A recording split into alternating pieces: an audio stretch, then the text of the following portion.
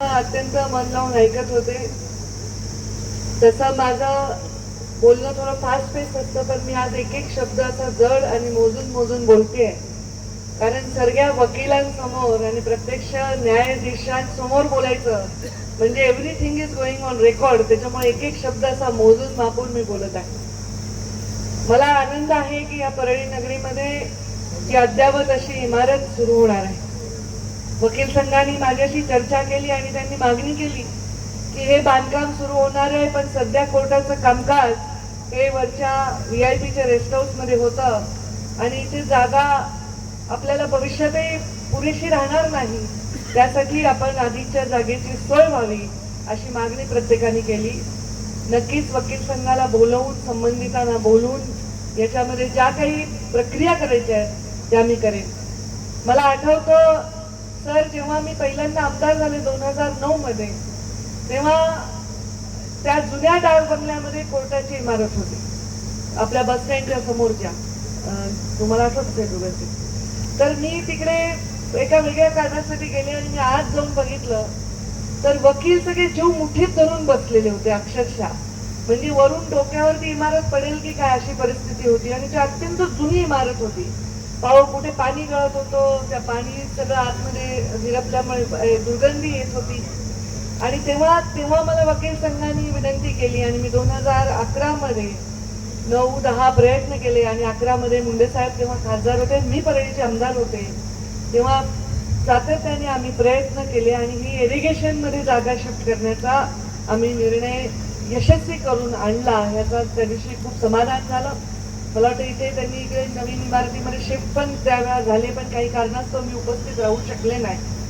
आणि आता उल्लेखही झाला की जुलै 1992 रोजी मुंडे साहेबांनी या न्यायालयाची स्थापना केली. या तालुक्याचीच मुळात स्थापना केली.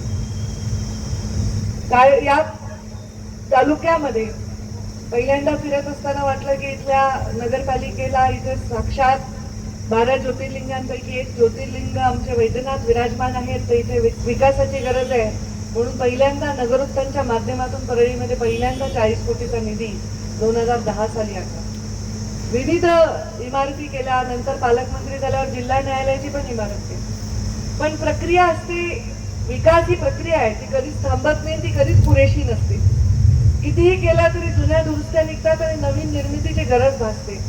लोकसंख्या वाढत चाललेली आहे, लोकांची जागरूकता वाढत चाललेली आहे, लोक न्यायालयीन प्रक्रियेमध्ये भाग घेत आहेत आणि खूप आवश्यकता आहे या सगळ्या आपल्याला इन्फ्रास्ट्रक्चरची आहे. सन्माननीय न्यायमूर्तींनी जी काही मला सूचना केली किंवा जी काही आज्ञा केली त्याप्रमाणे नक्कीच सरकारचा घटक म्हणून त्याच्यामध्ये मी स्वतः लीड घेऊन आपल्या सर्वांना मदत करेन.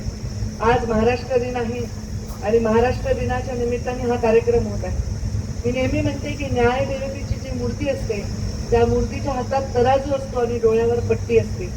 पण ही डोळ्यावरची पट्टी केवळ न्याय देवतेनी नाही, तर न्यायाचं काम करणाऱ्या प्रत्येक पदावरील व्यक्तीने जर डोळ्यावर एक अदृश्य पट्टी बांधली तर जनतेच्या न्यायाचा हिताचा निर्णय हा नक्कीच ते घेऊ शकतील. हा माझा आहे, हा तुझा आहे, हा नात्याचा आहे, हा गोत्याचा आहे, हा ओळखीचा आहे, हा गावाचा आहे, हा पाहुणा आहे, हे आपल्या समाजात वावरण्यासाठी आवश्यक आहे, ते आम्हीही बघतो. पण त्याही पेक्षा बघितलं पाहिजे तो म्हणजे योग्य आणि अयोग्य मधला फरक. तर अजून तर ते पारडं नेहमी जड झालं पाहिजे जे योग्य आहे आणि त्यामुळे त्याच्या पारड्यातच आपलं वजन हे टाकलं पाहिजे. असा विचार जर राजकारण्यांनी आणि ब्युरोक्रेसीनी सगळ्यांनी जर आम्ही केला आणि करत आहोत, जे करताहेत ते चांगला काम करत आहेत या सगळ्यासाठी, तर नक्कीच आपल्याला न्याय हा लवकर डिलिव्हर होईल. सन्माननीय न्यायमूर्ती इथे आलेले आहेत. वेळोवेळी मी अनेक विषयांवर बोलते. पर्यावरण मंत्री मी म्हणून आवाहन करेन की तुम्ही ही जी इमारत बनवणार आहात ती इमारत संपूर्णपणे पर्यावरण पूरक बनवा. या इमारतीला पूर्णपणे सोलारवर नेऊन आपण पर्यावरणाचा ऱ्हास कमी होईल याचा जास्तीत जास्त विचार करावा. पाण्याचं सुद्धा आपण रिसायकलिंग होईल अशा प्रकारचं इथे इमारत उभी करावी, कारण हा दुष्काळचा भाग आहे. या सगळ्या गोष्टींचा विचार करावा. भरपूर वृक्ष आहेत जुनी, ते तोडू नये, वृक्ष लागवड करावी आणि त्यासाठी लागणारी जे काही सहकार्य आहे ते नक्कीच मी आपल्या सर्वांसाठी उभं करेन या निमित्ताने सांगेन.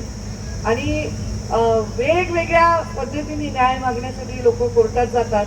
मला बऱ्याच वेळा असं होतं की सोशल मीडियाच्या माध्यमातून खोटे आणि फेक अकाउंट काढून लोक जे ट्रोलिंग करतात किंवा चुकीचे युट्यूबचे चॅनल्स तयार करून ज्या पद्धतीने खोट्या स्टोरीज तयार करतात. अगदी आता आपल्या काश्मीरमध्ये पहलगाममध्ये जो भ्याड हल्ला झाला त्याच्यासाठी आव्हान करावं लागलं सरकारला की असे कुठलेही आपण व्हिडिओ प्रसारित करू नये.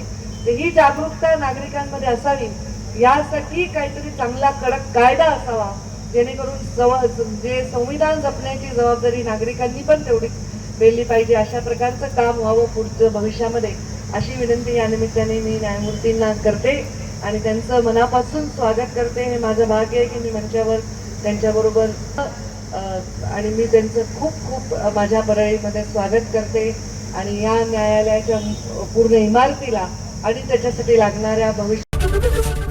एबीपी माझा, उघडा डोळे बघा नीट.